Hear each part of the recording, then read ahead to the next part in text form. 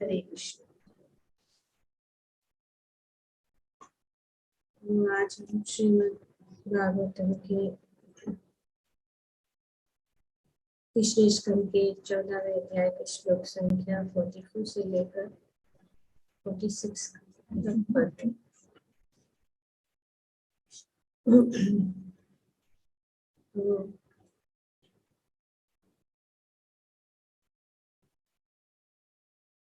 कश्यप मुनि ने दीति को, माता दीति को बताया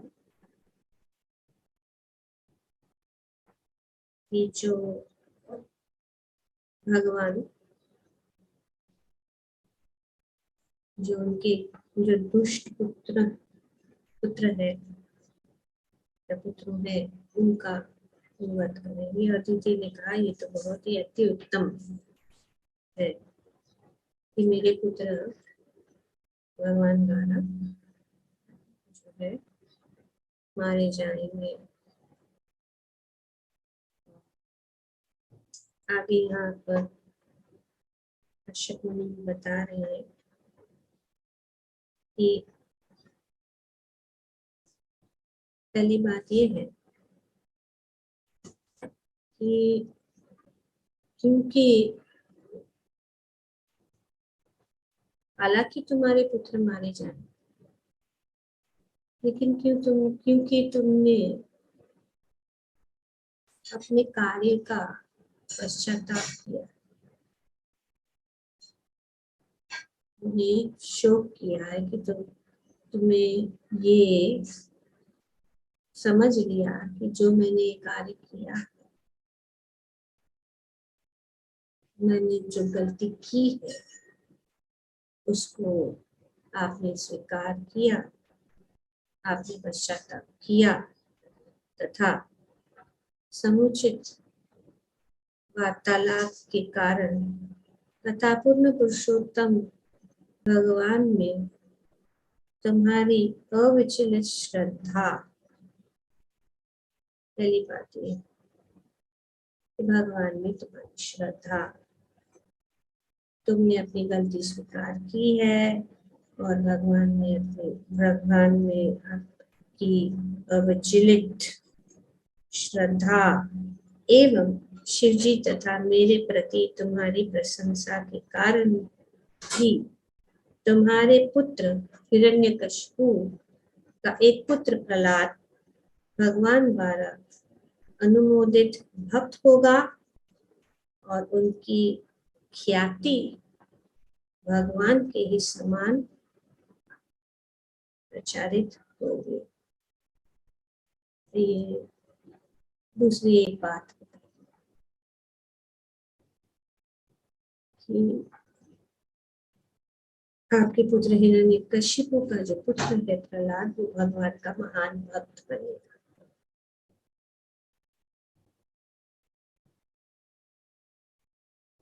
गलतियां हम सब करते हैं, जब हम इस गलतियों को स्वीकार करते हैं,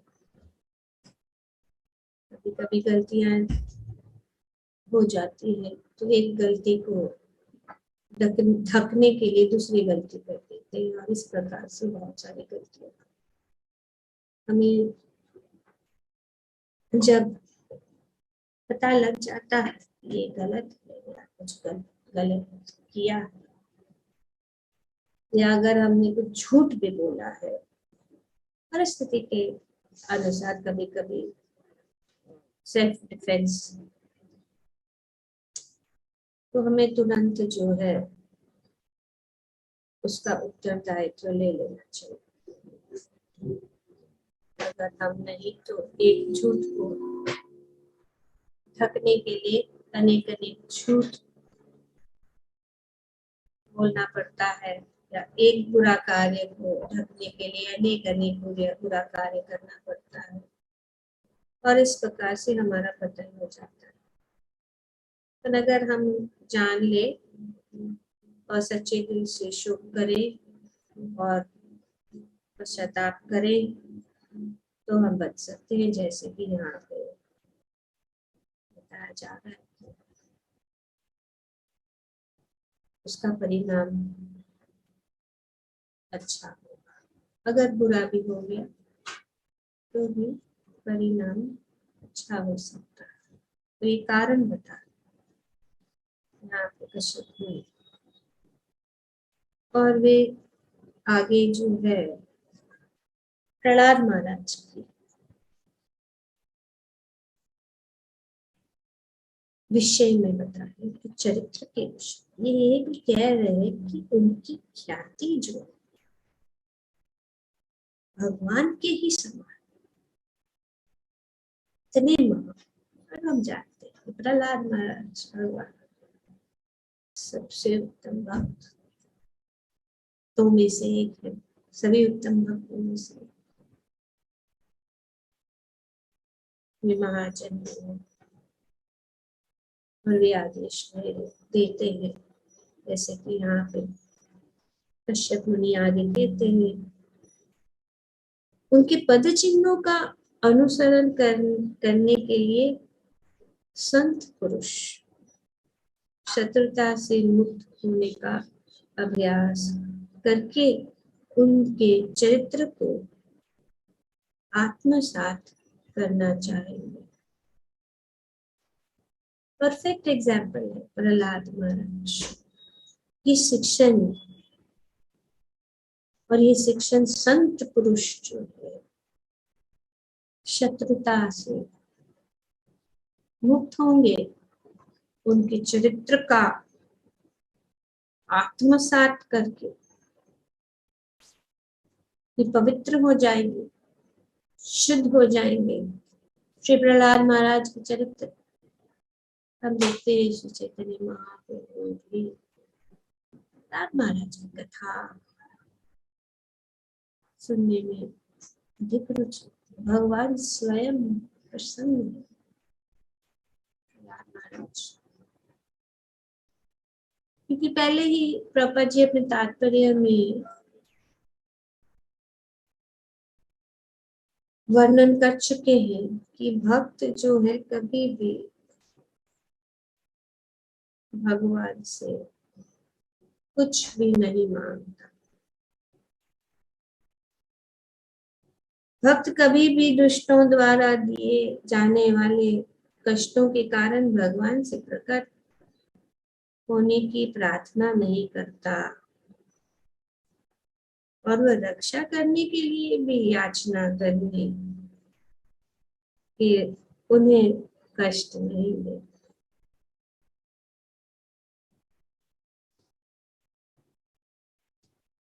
हम भगवान उनकी रक्षा करते हैं। यहाँ पे प्रहलाद महाराज के जीवन में स्वयं हम देखते,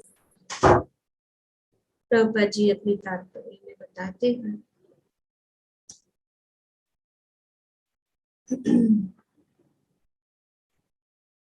और इस श्लोक में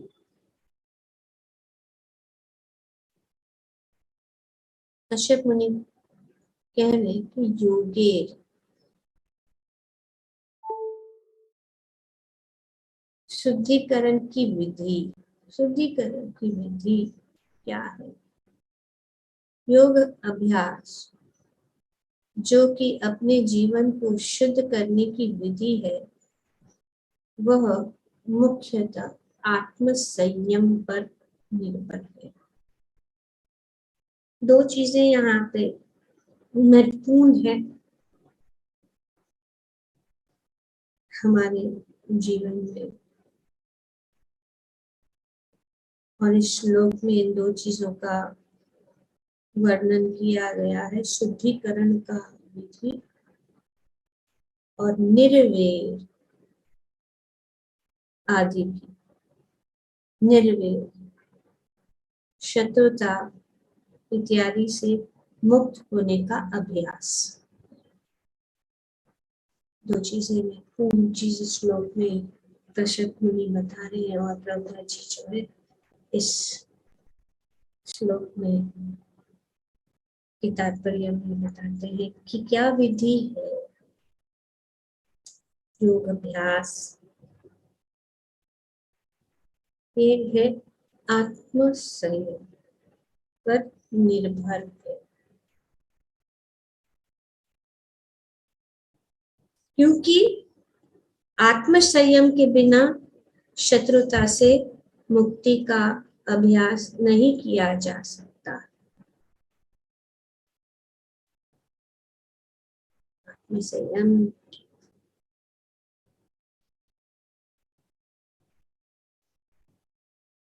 के बिना शत्रुता से मुक्ति का अभ्यास नहीं किया जा सकता। तो आत्म संयम का अर्थ क्या है? श्रील प्रभुपाद जी भगवद गीता में बताते हैं। आत्म संयम का अर्थ है कि आध्यात्मिक उन्नति के पथ पर जो भी बाधक है उसे स्वीकार न कर प्रतिकूल से वर्जन। ये शरणागति का भी एक अंग है और इसको कहते आत्म संयम। और मनुष्य को इसका अभ्यास करना जरूरी है। और जो कुछ भी बाधक चीज है आध्यात्मिक उन्नति के लिए उसे त्याग देना।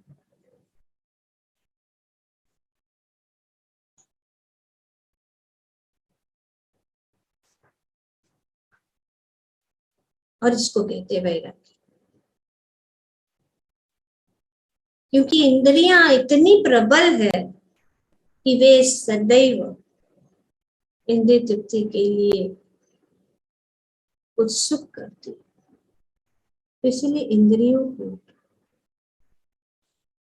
वश में करने से हम आत्म संयम का अभ्यास कर सकते।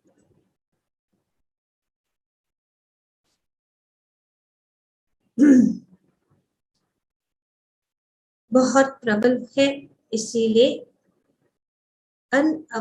अनावश्यक मांगे की पूर्ति नहीं करनी चाहिए। क्योंकि वे इंद्रियां इतनी प्रबल है कि उनकी मांगों का कोई अंत नहीं। सभी 5 इंद्रियां 5 घोड़ों के जैसे है, वो जो अपने अपने जगह यहाँ वहां भागना चाहती है। नेत्रों से कुछ देखना चाहते हैं, कानों से कुछ सुनना चाहते हैं, जीवा से बोलना चाहते हैं, स्पर्श, ये सब जो है हमेशा अनेक प्रकार से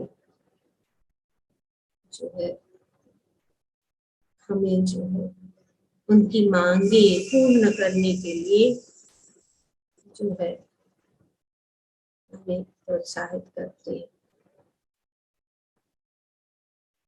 तो इसीलिए इंद्रियों को संयम बहुत जरूरी है, तभी हम आत्म संयम हो सकते।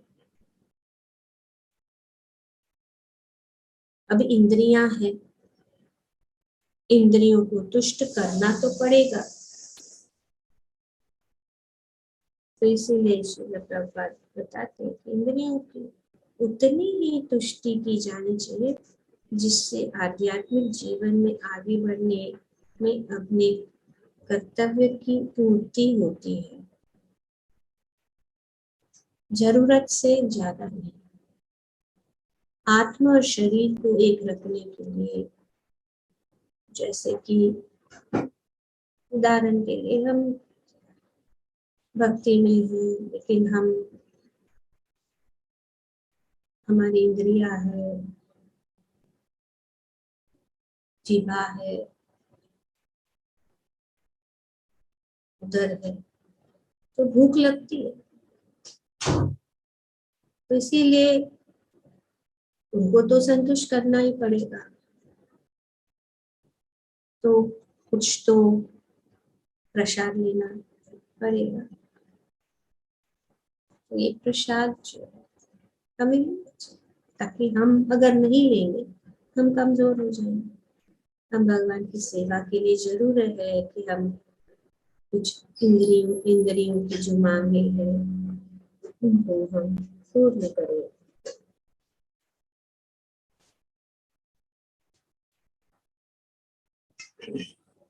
और इन सभी में से जो सबसे बड़ी हमारी ये इंद्रियां है वो है जीवा। तो अगर जीभ पर संयम किया जाए, जो पहले भी हम पढ़ चुके हैं,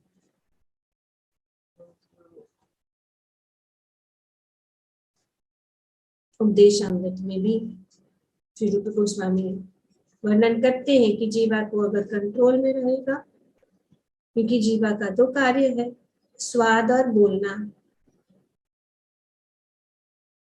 तो इस बोलने के ऊपर हम कंट्रोल करें। जीव का कार्य है स्वाद ग्रहण करना तथा उच्चारण, अतएव नियमित रूप से जीव को कृष्ण पूर्ति भोग के उच्चिष्ट को, तो कृष्ण के अर्पित जो भोग है उसको ही हमें खिलाना। तो विन विन सिचुएशन है, विन विन सिचुएशन कृष्ण के अर्पित भोग। तो अगर हमें अपनी इंद्रियों को तुष्ट करना है तो हमें भगवान को अर्पित करके, खास करके जो भी है भोजन, वो प्रसाद के रूप में उसको कन्वर्ट करो। कार्य वही खाने का कार्य, लेकिन इसमें बहुत अंतर है।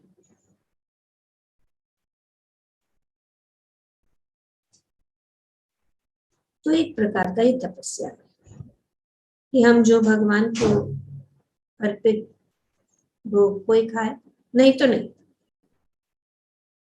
हम खतरे में, क्योंकि ये जीवा जो है सबसे बड़ी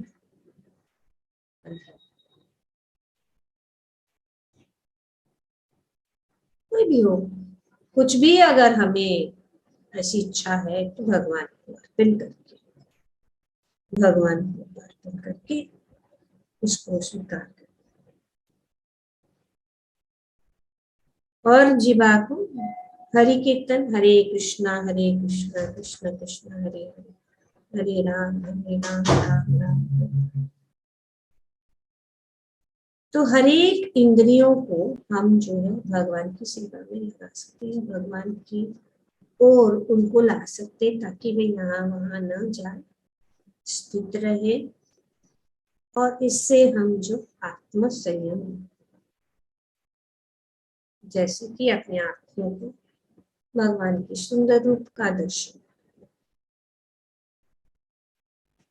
सुंदर रूप का दर्शन, और कुछ नहीं।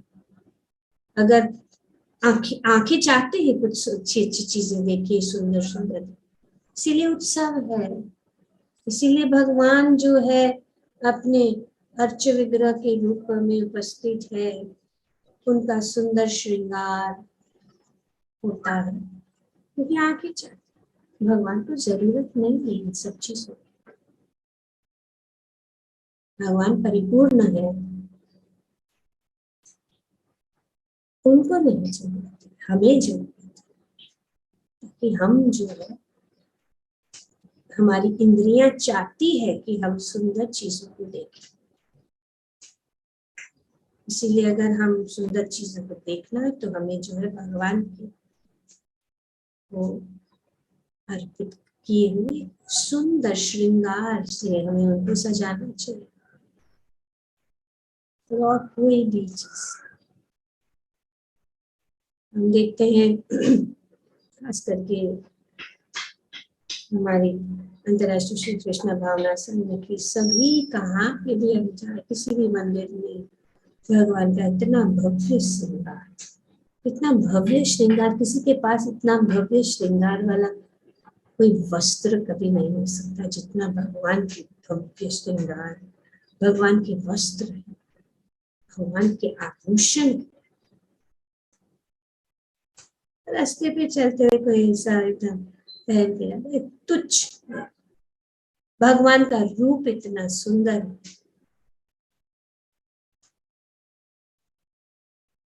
तो और कुछ जरूरत ही नहीं है।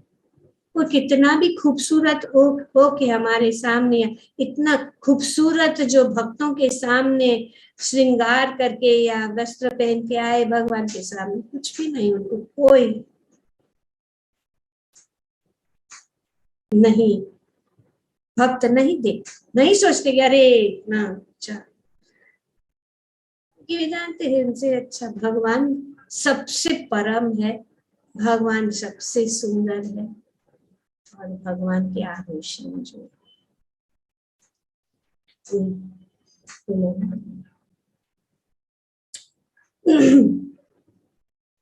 तो इसीलिए यही विधि है, इंद्रियों को जो है हम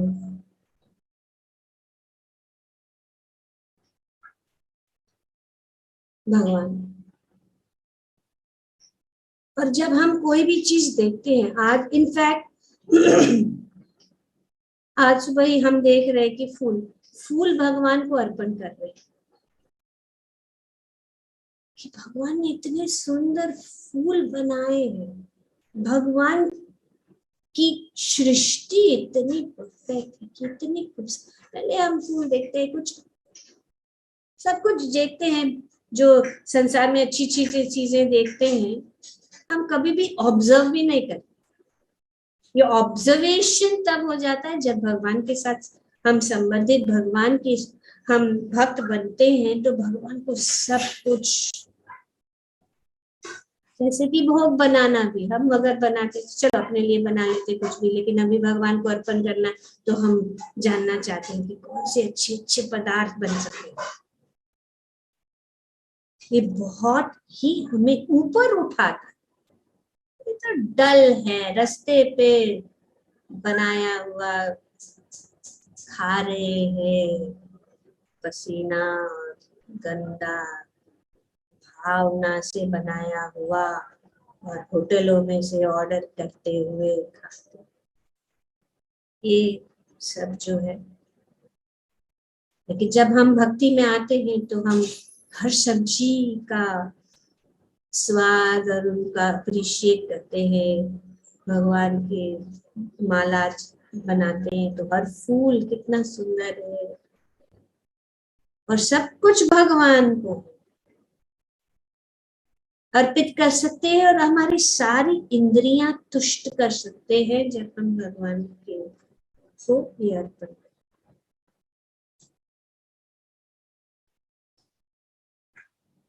तो ये आत्म संयम का यही अर्थ यही है कि हम जो है अपनी इंद्रियों को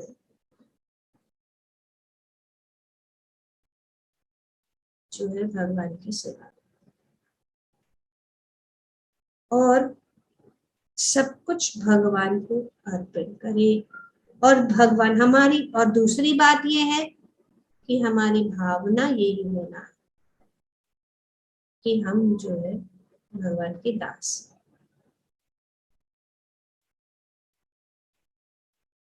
जब हम भगवान के दास बनते हैं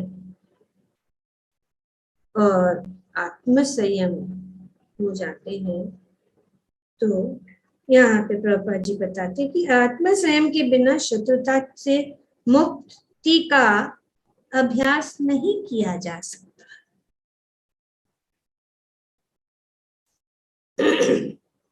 बद्ध अवस्था में हर जीव अन्य जीव से ईर्ष्या करता है, किंतु मुक्त अवस्था में शत्रुता का अभाव अभाव होता है।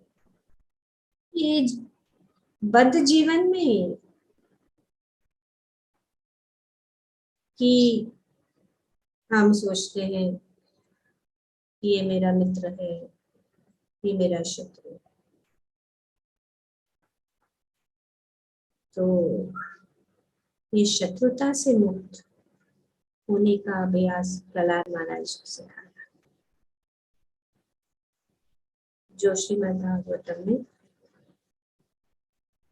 वर्णन किया गया है।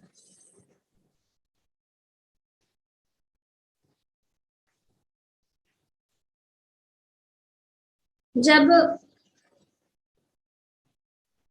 प्रहलाद महाराज अपने पिता प्रहलाद महाराज को गुरुकुल में रखा था, गुरुकुल से जब एक दिन उनके जो शिक्षक है उनको लेके आए तो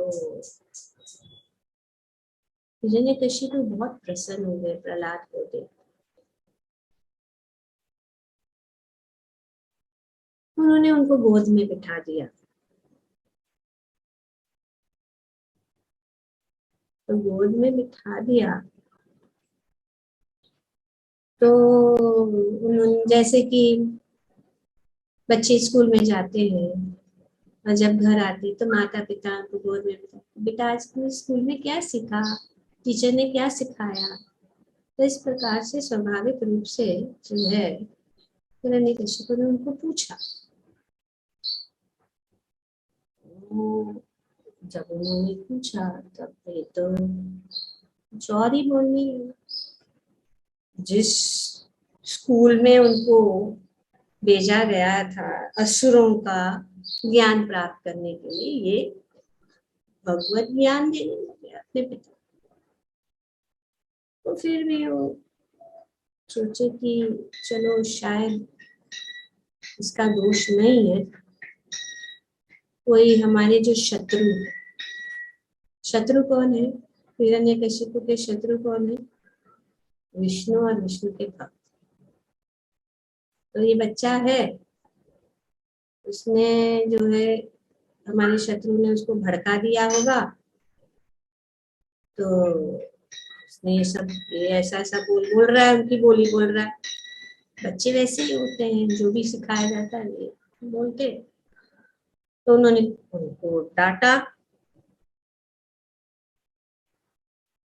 उन्होंने उनके अध्यापक को डांटा कि अरे ये क्या शिक्षण हुआ, आप लोग उनको सुरक्षित करो, देखो कि वो कहीं ना जा पाए, उनके ऊपर निगरानी रखो, शायद कोई शत्रु है, हमारा शत्रु जो है उनको इस प्रकार का शिक्षण, लेके जाओ उसको और अच्छे तरह से पाठ पढ़ाओ, कुटी नाटी का पाठ पढ़ाओ, कैसा करना सूर्य जीवन का उनको ज्ञान दे दो। तो उल्टा पाठ पढ़ रहा है। तो वे लेके गए। तब वे जब वापस आए तो उनके जो अध्यापक थे सुंदर, उन्होंने पूछा कि, क्योंकि वे भी आश्चर्यचकित हो गए कि अरे कहाँ से उसने ज्ञान प्राप्त किया, हम तो उनके ऊपर हमेशा निगरानी रखते हैं, हम ही जो भी सिखा रहे हैं वही शिक्षण मिल रहे। तो उन्होंने सोचा कि चलो उनसे ही पूछते, प्रहलाद से ही पूछने लगे कि भाई बताओ तुमने ये कहाँ से ये सब सीखा, भगवत ज्ञान ये सब कहाँ से सीखा।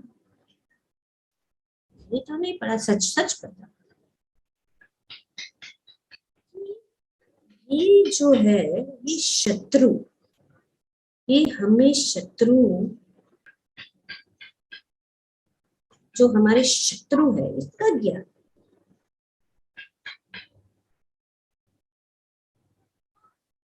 पूछते कि हे कुल श्रेष्ठ, तुम्हारी बुद्धि का यह विकार अपने आप आया है या शत्रुओं द्वारा लाया गया। हम सब आपके अध्यापक है और इस विषय में जानने की इच्छुक है, हमें सच सच बोलो, सच सच बताओ। तो प्रहलाद महाराज ने उत्तर दिया कि मैं उन भगवान को सादर नमस्कार करता हूँ जिसकी माया ने मनुष्य की बुद्धि को चकमा देकर मेरे मित्र तथा मेरे शत्रु में अंतर उत्पन्न किया। तो ये माया का प्रभाव से जो है ये शत्रु और मित्रता, शत्रुता और मित्रता जो है माया से मनुष्य की बुद्धि को भ्रष्ट करती।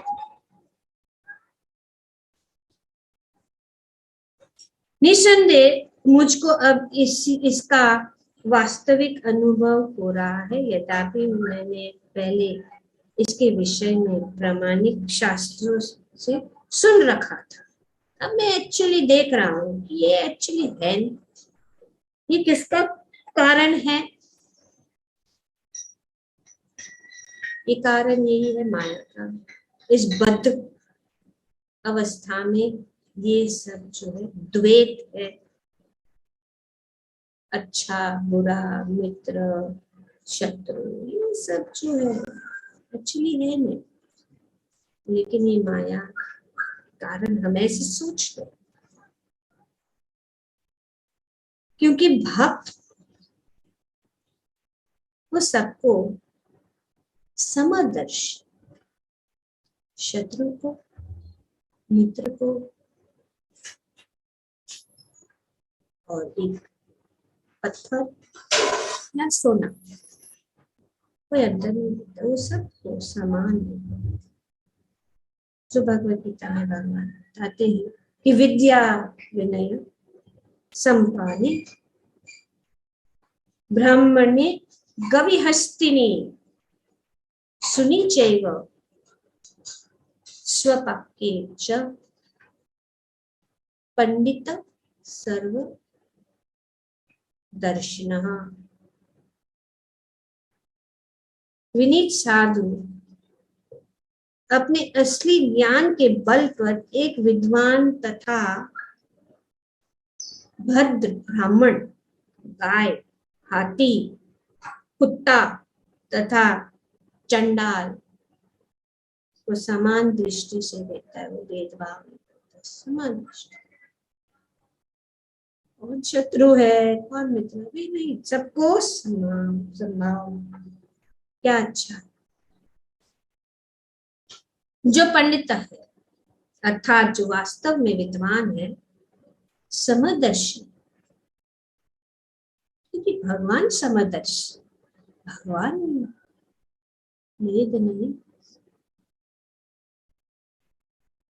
भगवान समदर्शी। उन्नत भक्त जो ही प्रत्येक वस्तु का पूरा पूरा ज्ञान है, किसी भी प्राणी को मित्र या शत्रु के रूप में नहीं देखता।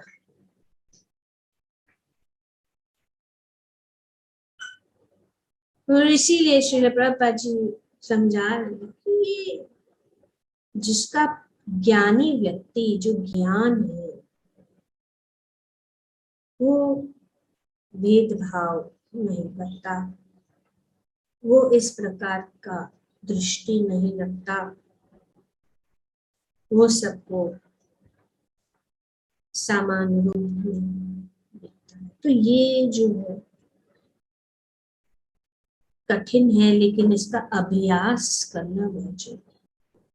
और ये अभ्यास होता है जब हम जानते हैं कि अगर भगवान को समझना है तो ये बहुत जरूरी है कि हम आत्म संयमी, और ये हम सबको लागू।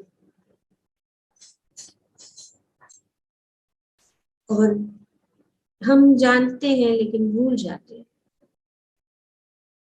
तो जब हम इस प्रकार से शास्त्रों का अध्ययन करते हैं हर दिन, और हर दिन अगर हम इस चीजों को याद करें तो जो है हम इसका अभ्यास कर सकते हैं और अपने जीवन में उतार सकते हैं।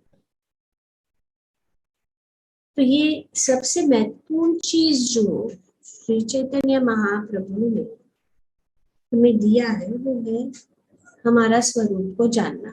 जीवेर स्वरूप को कृष्ण नित्यदास। लाइन बहुत सिंपल है लेकिन वो बहुत गहरी बात है, इसके पीछे बहुत गहरा सिद्धांत है। इस सिद्धांत को अगर हम समझें तो कभी भी किसी भी परिस्थिति में हम विचलित नहीं होंगे। अगर हम समझो विचलित भी हो गए तो हम उसको पकड़ के नहीं बैठेंगे और उसको समझ जाएंगे। जैसे कि हम यहाँ पे देखते हैं, दीदी भी उनके उदाहरण से समझ गए और उन्होंने जो है उसका उपाय का तुरंत प्रयोग किया। सारे जीव क्यों? और इसीलिए हम खास करके भक्त जो है एक दूसरों को प्रभु करके क्यों कहते हैं कि सारे जीव भगवान के दास के रूप में एक से है, कोई अंतर नहीं है।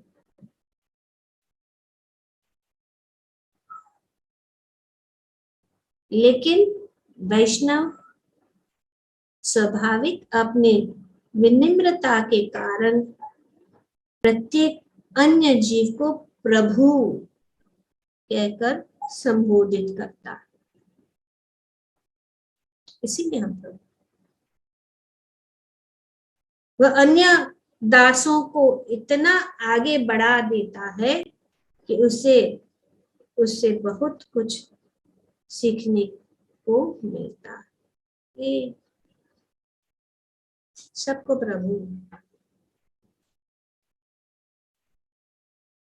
इस तरह वह भगवान के अन्य सभी भक्तों को प्रभु के रूप में स्वीकार करता है। यद्यपि प्रत्येक व्यक्ति भगवान का दास है, लेकिन अपनी विनम्रता के कारण वैष्णव दास दूसरे दास को अपना प्रभु या स्वामी मानता है। मेरे कभी कभी कुछ ऐसी बात भी हो जाती, झगड़ा हो जाता, बोले प्रभु आप क्या कर रहे हो, प्रभु क्या कर रहे हैं आप, क्षमा कर दो प्रभु जी, क्या बात है। तो इस प्रकार से प्रभु, क्योंकि हम सब एक है, सब दास है, भगवान के दास। तो जब तक मनुष्य द्वैत दर्शन से चिपका रहता है, द्वैत से, और किसी को मित्र तथा किसी को शत्रु मानता है, तब तक उसे माया के पाश में समझना चाहिए। ये माया का पाश जो प्रहलाद महाराज यहाँ पे गए, ये माया का पाश जिसके कारण हम किसी को शत्रु, किसी को मित्र। तो इसीलिए दास कभी प्रभु के तुल्य नहीं हो सकता।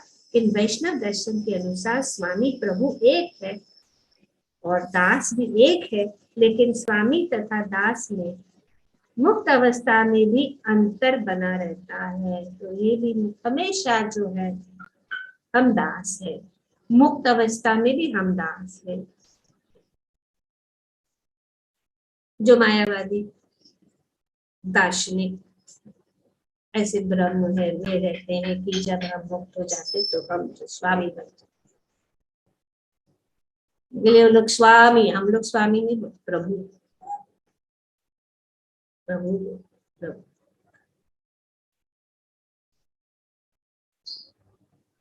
तो ये बद अवस्था में हम सोचते हैं कि कुछ प्राणी हमारे मित्र है, अन्य हमारे शत्रु है। और आज हम देख रहे हैं क्योंकि माया का प्रभाव, आज युद्ध हो रहा है, ये हमारे शत्रु है, ये हमारे, मैं और मेरा में हम मारे जा रहे हैं।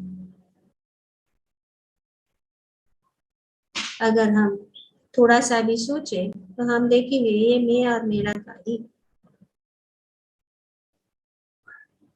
सब। अगर अशांति आज विश्व में है तो इसके कारण ही हो रहा है, और इसके लिए जो है ये द्वैत, इस तरह हम द्वैत भाव में बने रहते हैं, किंतु मुक्त अवस्था में ईश्वर प्रभु के रूप में और सारे जीव ईश्वर के दास होने के कारण एक हो जाते हैं।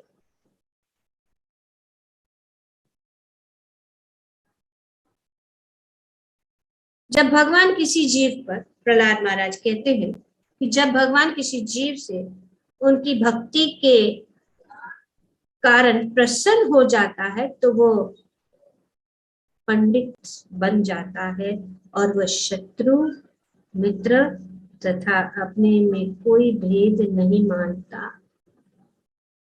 तो कह रहे कि आप जो है, आप हमें कहते कि आपने शत्रु के साथ मिल गए हैं, आप और उन शत्रु से, तो कोई शत्रु नहीं, क्योंकि प्रहलाद महाराज यहाँ पे कहते हैं कि भगवान की कृपा है, भगवान प्रसन्न हो जाते तो हम ये मुक्त हो सकते, नहीं तो ये माया जो है हमें इस प्रकार से भड़काती है, धोखा देती है कि हम समझने लगे कि ये मेरा मित्र है और ये मेरा शत्रु।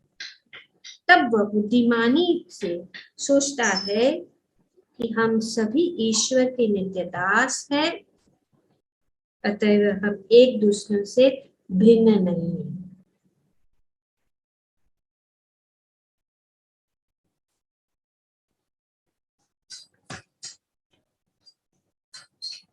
तो बहुत सारी सुंदर बातें यहाँ पे प्रहलाद महाराज की जो शिक्षण है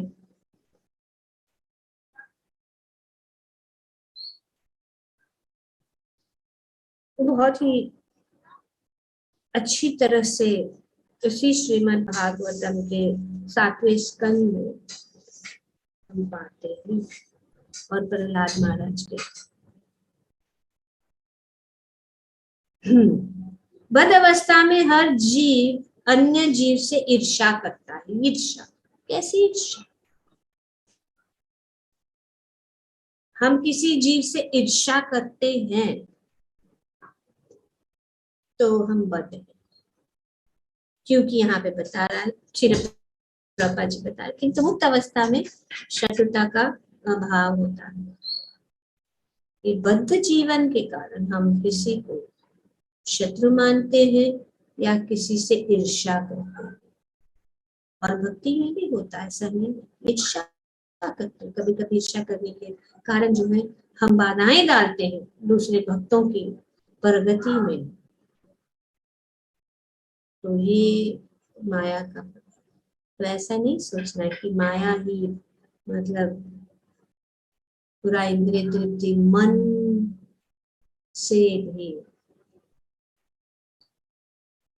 जो हम करते हैं और फिर निंदा करते हैं, दूसरों की निंदा करते हैं, ये ईर्ष्या करते, खास करके भक्तों की निंदा, और वो पहला अपराध ही है। हरि नाम जप में होने वाले 10 अपराध में से पहला अपराध क्या है कि भगवान नाम के प्रचार में समस्त जीवन समर्पण करने वाले महाभागवतों की निंदा। ये हमारी भक्ति की लता को तुरंत नष्ट कर, हमारे अंदर जो भगवान की थोड़ी सी भी जो भक्ति है उसको नष्ट कर देती है। जब हम इस प्रकार से भक्तों की निंदा करते हैं, उनको क्या आता है, हमको आते और नुक्स ढूंढते, ये ईर्ष्या। तो ये ईर्ष्या क्या है? माया। यहाँ पे क्लियरली प्रहलाद महाराज अनेक प्रकारों से अपने पिता द्वारा सताए गए थे, फिर भी अपने पिता की मृत्यु के बाद उन्होंने भगवान से अपने पिता के मोक्ष हेतु प्रार्थना की। उनको कितना कष्ट, फिर भी वे कभी भी शिकायत नहीं। तो ये दृष्टि बहुत महान दृष्टि, प्रहलाद महाराज ऐसे प्रकार के महान श्रेणी के भक्त। तो कभी भी जो है हमें जो है यहाँ पे बताया गया, खास करके भक्तों से तो शत्रुता नहीं करनी चाहिए, क्योंकि भक्त वैसे भी दुर्लभ है। इफ एनिमिटी कर दिया भक्त से तो समझो हम गए काम से।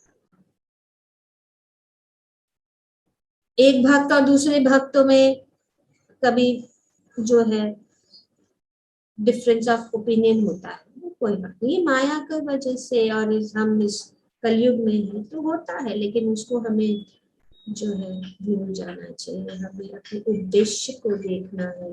हमारा उद्देश्य है कि हम भगवान की सेवा करें, हम भगवान के दास हैं, और हमारी सेवा कभी भी रुकनी नहीं चाहिए। और अगर हम ऐसे करेंगे तो भर घर पे बैठेंगे, और अगर हम इस प्रकार से सोचेंगे कि ये भक्त ऐसा है, वो भक्त ऐसा है, तो हम जो है कहीं पे भी जाएंगे वैसे ही करेंगे। चाहे हम मुंबई में रहे, चाहे दिल्ली में रहे, चाहे जगन्नाथपुरी में रहे, या वृंदावन में रहे, वृंदावन में भी जाके वैसे ही हम क्या चाहते हैं कि हम सब जो है हमारा पूरा वैसे ही होता है। लोग अपने जो स्वभाव को वहां ले जाते हैं, वृंदावन में जाके वही करते हैं जो यहीं पे करते हैं, और वृंदावन को सिटी बनाते, धाम को दूषित करते हैं। उससे अच्छा है शहर में रहो, क्योंकि ये पता नहीं चल रहा। अगर वृंदावन में रहे हैं तो भक्ति करना जरूरी है। हम देखते हैं वृंदावन में जा रहे भक्ति करने के लिए, लेकिन वहां पे जाके बिजनेस कर रहे। तो इससे अच्छा है कि यहाँ पे मुंबई में रह के काम काज करो। तो ये हमारा समय वो छूटेगा, पर हम भ्रम में होते और फिर भक्ति के लिए समय नहीं। जहां वृंदावन में वास मतलब पूर्णतया सब कुछ छोड़ दिया। आज देख रहे हैं वृंदावन में, और फिर दूसरों को देखे हमने, क्योंकि ये सिद्धांतों को नहीं जाना, उनको पढ़ा नहीं, समझा नहीं, अभ्यास नहीं किया। ये जरूरी है अभ्यास करना। तो रियलिटी को जानो, हमारी स्थिति को जानो, हम कहाँ हैं, क्या कर रहे हैं। और इंद्रिया यही है, ये माया का पाश। तो प्रहलाद,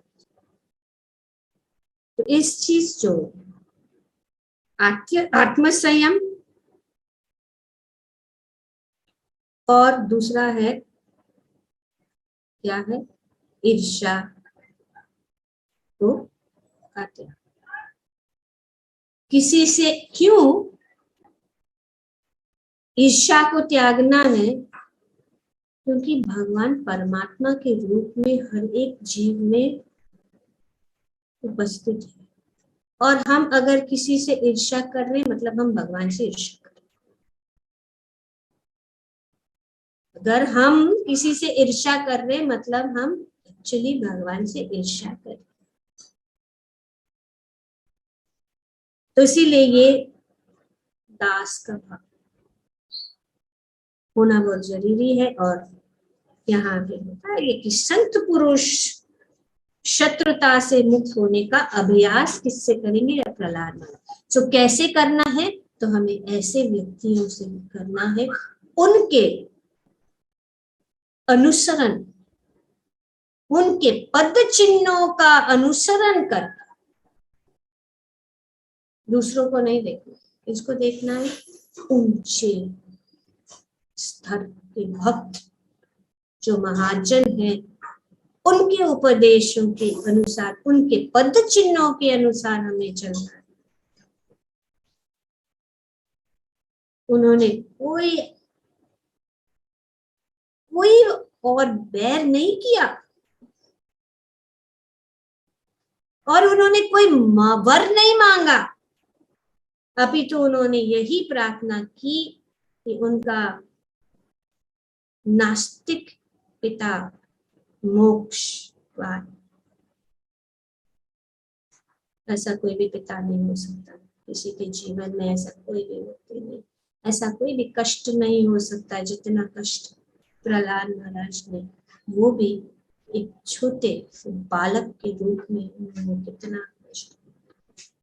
उन्होंने कभी किसी भी ऐसे व्यक्ति को शाप नहीं दिया जो उनके पिता के कहने पर उन्हें सताता था।